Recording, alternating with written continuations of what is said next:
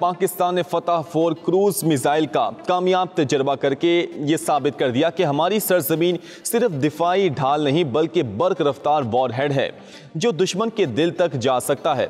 750 kilometre से ज्यादा range, radar को चकमा देने वाली परवाज और ऐसी प्रिसीजन स्ट्राइक सलाहियत जिसके आगे भारत के S-400 और राफेल भी बेबस हो जाएंगे। ये सिर्फ मिसाइल नहीं, ये एक ऐलान है कि पाकिस्तान अब क्रूज मिसाइल के नए दौर में दाखिल हो गया है और भारत का कोल्ड स्टार्ट हमेशा के लिए कोल्ड स्टोरी बनने वाला है। फतह सीरीज का सफर रॉकेट से क्रूज मिसाइल तक कैसे तय हुआ, आपको बताएंगे इस व्लॉग में। आप देख रहे हैं 92 न्यूज़ डिजिटल और मुझे कहते हैं नुमान शाहिद। फतह 4 मिसाइल का तजर्बा पाकिस्तान का जदीद क्रूज मिसाइल के दौर में दाखिले का सबब बना। भारत के लिए एक और ड्रोना सरप्राइज बन गया है। पाकिस्तान के खुद तैयार करदा फतह 4 क्रूज मिसाइल के कामयाब तजर्बे ने यह साबित कर दिया है कि इस्लामाबाद अपनी प्रिसीजन स्ट्राइक सलाहियत को बढ़ाने, भारत की बढ़ती हुई फौजी बढ़तरी को चैलेंज करने और जनूबी एशिया में मुकम्मल स्पेक्ट्रम डेटरेंस को मजबूत बनाने के लिए पुरअज़्म है। ये संग मील पाकिस्तान के मिसाइल डेवलपमेंट प्रोग्राम के एक नए और फैसला कुन मरहले की निशानदेही करता है जो न सिर्फ एडवांस्ड रिवायती स्ट्राइक सलाहियतों की समत पेशकदमी है बल्कि खिते में सिक्योरिटी तवाज़ुन को भी नए सिरे से तरतीब देने की अलामत है। ये कामयाब तजर्बा पाकिस्तान आर्मी की रॉकेट फोर्स कमांड की निगरानी में हुआ। इस बात को उजागर करता है कि पाकिस्तान अब लंबे फासले तक मार करने वाले प्रिसीजन गाइडेड हथियारों पर जोर दे रहा है ताकि एटमी दहलीज से नीचे रहते हुए दुश्मन को मौसिर जवाब दे सकें।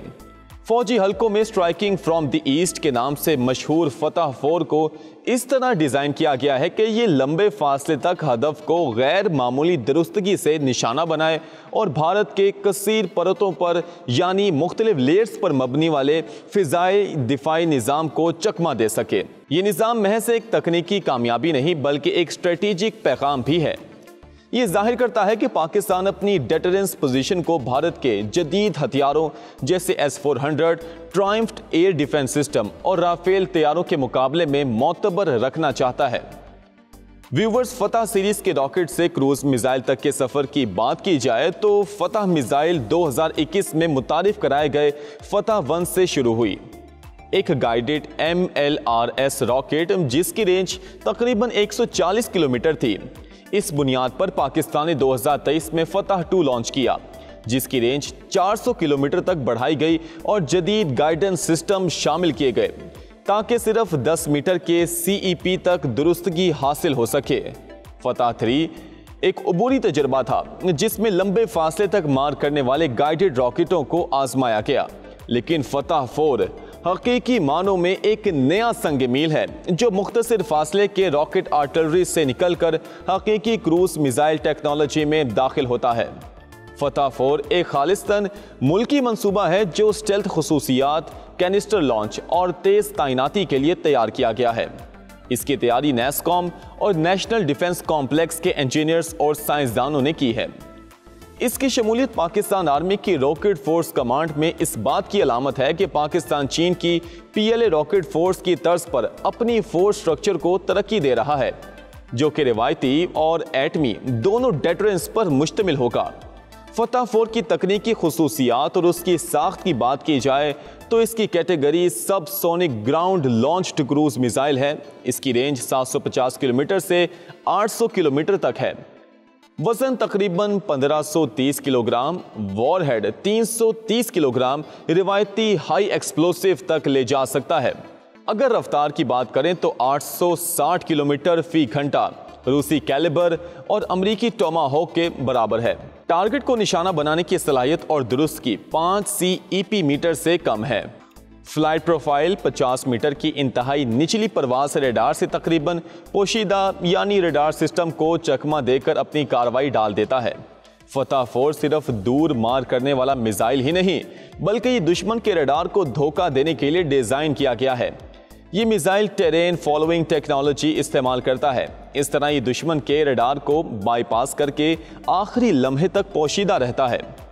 इसके गाइडेंस सिस्टम में internal navigation, GPS, electro optical, infrared और रेडार होमिंग सब शामिल हैं। ये मल्टी मोड गाइडेंस सिस्टम इसे जैम्बिंग और इलेक्ट्रॉनिक वॉरफेयर के दौर में भी कारआमद बनाता है।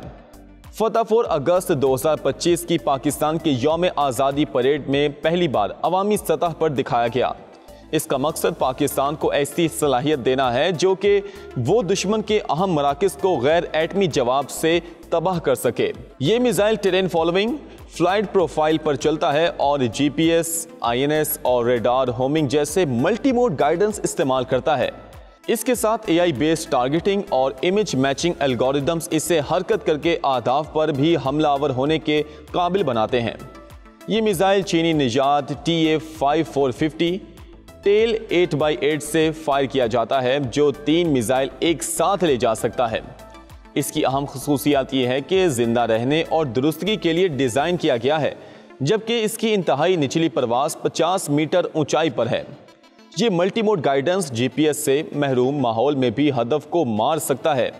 AI बेस्ड हदफ की शनाख्त के साथ तेज मोड़ काटने की सलाहियत और पेचीदा फ्लाइट पाथ दुश्मन के इंटरसेप्टर्स के लिए डरावना ख्वाब बन चुका है। सिर्फ रिवायती वॉरहेड के लिए डिज़ाइन जो पाकिस्तान की क्रेडिबल मिनिमम डिज़ाइन पॉलिसी को मजबूत करता है। अगर भारत से मवाजना किया जाए तो फतह 4 कहाँ खड़ा है? व्यूअर्स, ये भारत के लिए एक बड़ा झटका है। भारत का ब्रह्मोस मिसाइल सुपरसोनिक रफ्तार मगर रेंज 500 किलोमीटर तक महदूद, महंगा और भारी भी। पाकिस्तान का फतह 4 सबसोनिक, ज्यादा रेंज जो 750 से 800 किलोमीटर तक है, कम लागत में ज्यादा तादाद में फायर करने की सलाहियत रखता है। ये रूसी कैलिबर और चीनी CJ-10A से मुशाबा रखता है। सबसोनिक मगर लंबी रेंज और हाई प्रिसीजन। इस तरह पाकिस्तान ने एक ऐसे क्लब में जगह बनाई है जिसमें अमेरिका, रूस, चीन और चंद ममालिक शामिल हैं जो अपनी इंडिजिनस क्रूज मिसाइल टेक्नोलॉजी तैयार करते हैं। फतह 4 का फायदा यह है कि ये भारत के S-400 जैसे दिफाई निज़ाम पर अटैक बैक वक्त दर्जनों मिसाइल लॉन्च के जरिए दबाव डाल सकता है। स्ट्रेटेजिक असरात और जनूबी एशिया में तब्दीली की बात की जाए तो फतह 4 के ऑपरेशनल होने से पाकिस्तान को ये सलाहियत मिलती है कि दिल्ली, मुंबई, जयपुर, पुणे और भारतीय फ़ज़ाई अड्डे बराह रास्त निशाने पर आ जाएं। पाकिस्तान बगैर एटमी हथियारों के भी भारत को सख्त जवाब दे सकता है। भारत की कोल्ड स्टार्ट डॉक्ट्राइन कमज़ोर हो जाती है क्योंकि पाकिस्तान रिवायती हद में रहकर भारत की गहराई तक ज़रब लगा सकता है। ये कदम पाकिस्तान के फुल स्पेक्ट्रम डेटरेंस को मजीद मजबूत करता है। भारत को अब अपने इवैक्स, EW तैयारे और लेयर डिफेंस को मजीद बेहतर बनाना पड़ेगा ताकि ऐसे कम ऊंचाई पर उड़ने वाले मिसाइलों को बर वक्त पकड़ा जा सके। पाकिस्तान में इसे तारीखी कामयाबी करार दिया गया। सदर आसिफ अली जरदारी और वजीर आजम शहबाज शरीफ ने कौम को मुबारकबाद दी। ISPR ने ऐलान किया कि फतह 4 पाकिस्तान की रिवायती फोर्सेस की रेंज, मोहलिकियत और बका को बढ़ा देगा। सोशल मीडिया पर पाकिस्तानी अवाम और दिफाई शायकीन ने इसे कौमी फ़ख्र का लम्हा कहा। भारत में बाज़ तज्ज़ियाकारों ने इसे चीनी टेक्नोलॉजी का कलर फुल वर्जन करार दिया, मगर कुछ ने इसकी दुरुस्तगी और स्टेल्थ सलाहियत को संगीन खतरा तस्लीम किया है।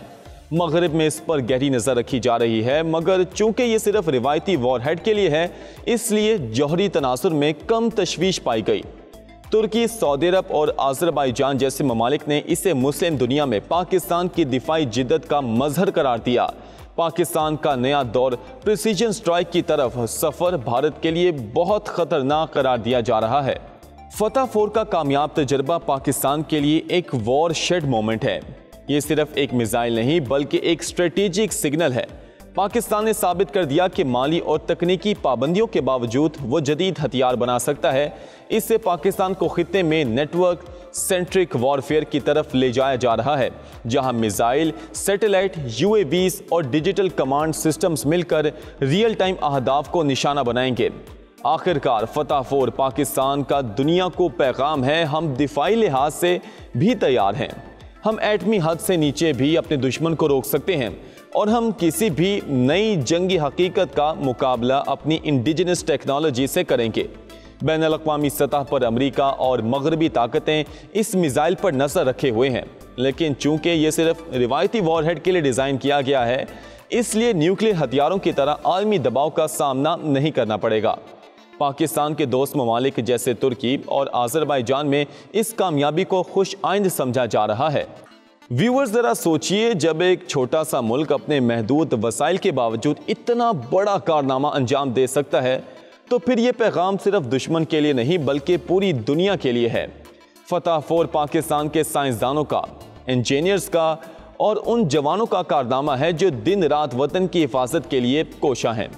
ये सिर्फ एक मिसाइल नहीं है, ये एक पैगाम है कि पाकिस्तान पर दबाव डालने वाले जान लें, हम ना झुकने वाले हैं और ना रुकने वाले। फतह फॉर इस कौम के हौसले और अज़्म का दूसरा नाम है। क्या आप समझते हैं कि फतह फॉर के आने के बाद भारत की कोल्ड स्टार डॉक्टराइन हमेशा के लिए नाकाम हो गई?